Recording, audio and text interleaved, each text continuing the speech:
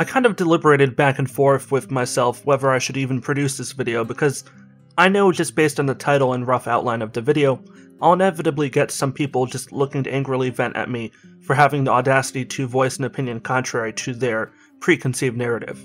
But I just feel the need to express my feelings on this topic as honestly and bluntly as I can. I love Phasmophobia, I really do. At its core, it can be an amazing game, especially if you're playing with a group, either with friends or with random players.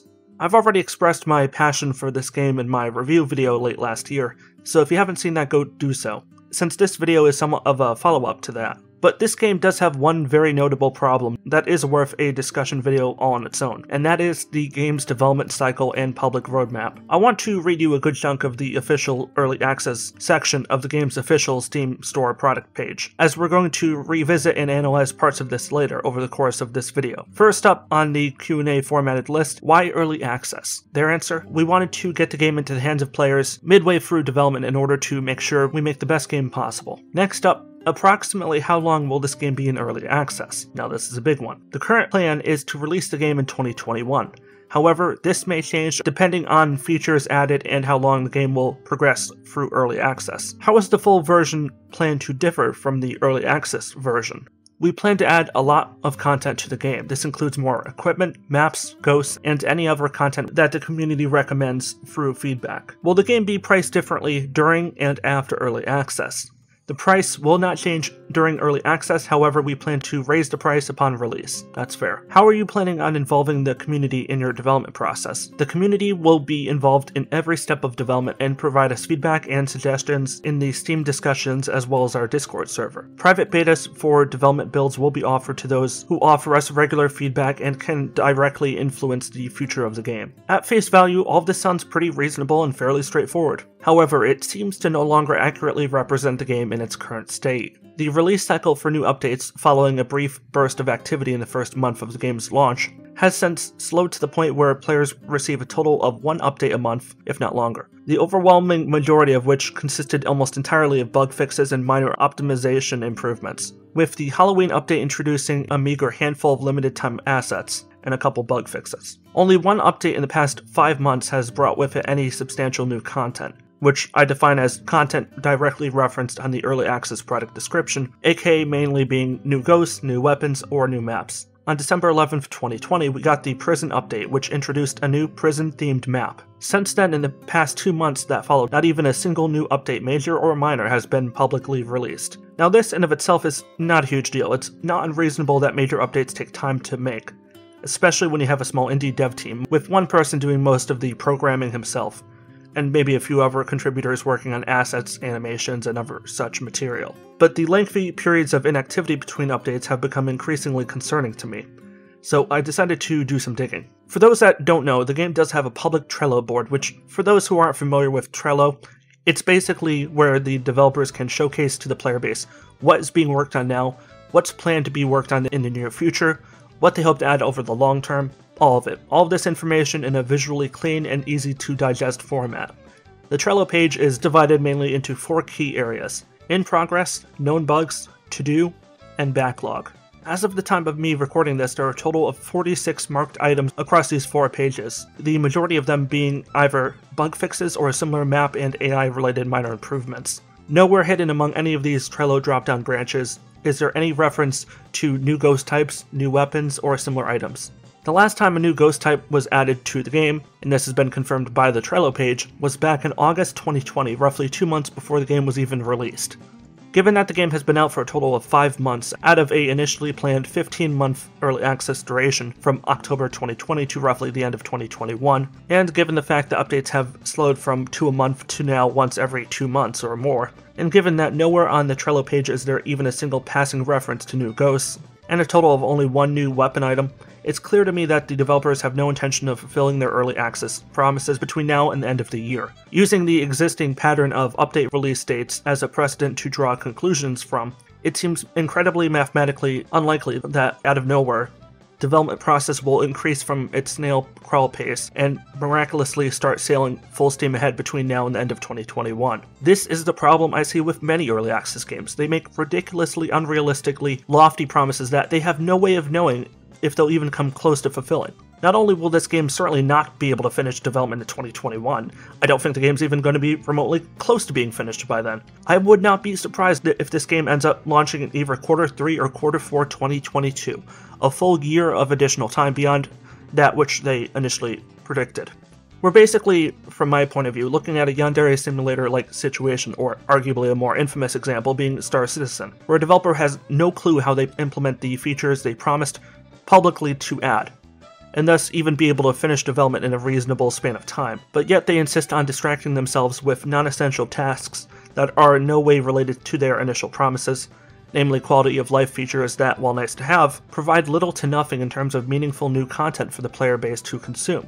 I would completely understand if these improvements were intended to combat game crashes, lag, and other gameplay affecting factors. However, the vast majority of these additions have little to do with that, and instead are similar to the kinds of inconsequential tweaks you'd expect in a post-launch update after the release of the full game. It's like the developer is acting as if the game is 95% finished, and he's just putting on the final touches on the game before abandoning it to the wild, untamed jungle that is the Steam store, when in fact this could not be further from the truth. Now, I should probably pause here for a moment to clarify a few things. Number one, again, I can enjoy a game and criticize its developer, so if you're getting extremely butthurt and triggered because I'm ripping into this game, take it easy. This is just constructive criticism. I would be happier than anyone if things took a 180-degree spin and the developers started taking their public promises seriously. But based on the current trajectory indicated by the evidence at hand, I think that's just wishful thinking at best. Number two, just to debunk this before it appears, as I've gotten this idiotic response of, shut the fuck up, you're not a dev, you can't criticize games or game development, blah blah blah. Yeah, I absolutely can.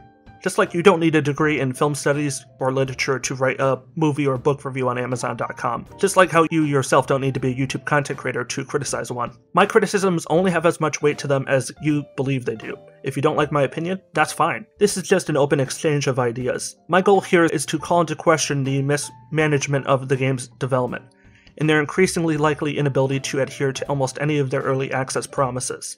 I try my best to look at the objective facts and base my opinions off my conclusions of those facts. It's not a perfect system, I admit, but it's one that works better than most. Honesty is the best policy when we're talking about a game that's still in development, because if you don't give honest feedback, how are the developers going to know when something needs to be added, changed, or improved? Blowing smoke up their ass certainly isn't going to do the trick. It's very easy to criticize a game that you and most people dislike.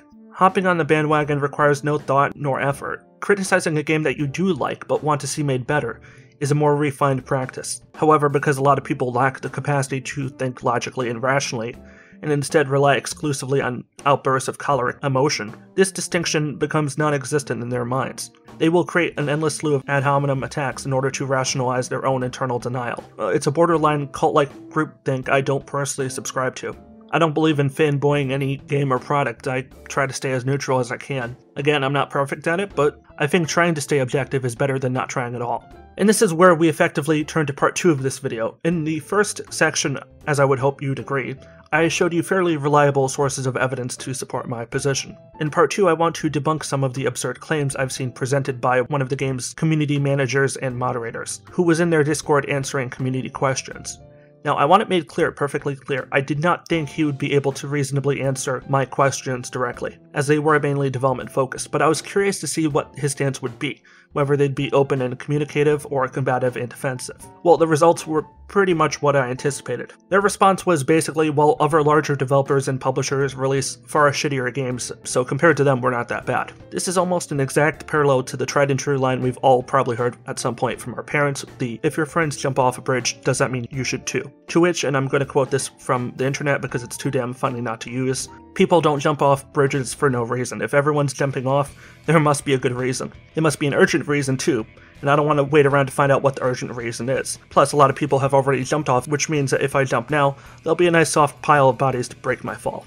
Jokes aside, if your main argument is it's okay to suck or do bad things as long as other people do worse, that really doesn't say much about you as a person or the game as a product. It's like saying murder is justified because, hey, famous dictators killed far more people in a lifetime than a normal criminal ever will. It's lazy and repugnant thinking. There's also the more credible argument of, hey, this is just one dev, don't ask the impossible of them.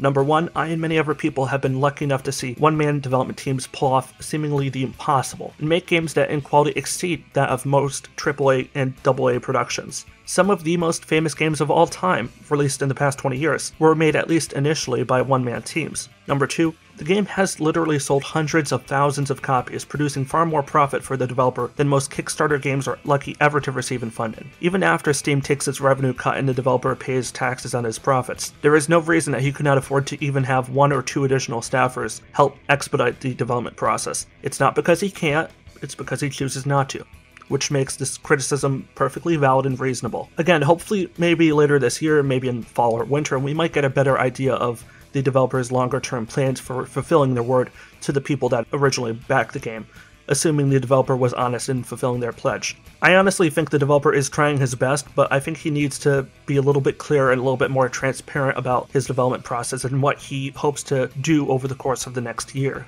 I think there's a lot of confusion and it's all unnecessary. A good developer should try his best to be as communicative as possible. You're not going to be perfect, but the important thing is you try.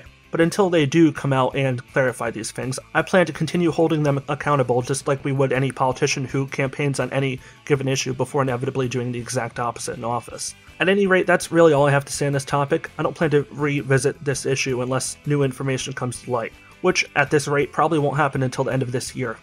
Maybe next year. And on that note, that's sadly where we're going to end this video for today. I hope you enjoyed this video or found it informative. If you did, giving it a like always helps the YouTube search algorithm and allows more people to more easily find it. If you want to support the work I do, please consider subscribing and clicking the bell so you can be among the first to know whenever I upload a new video. Thank you to those of you that actively follow me here on YouTube. Your loyalty is very much appreciated, and I continue to strive to remain myself worthy of it. As ever, this is Warrior Dan signing out. Stay awesome, everybody. Stay safe and peace out.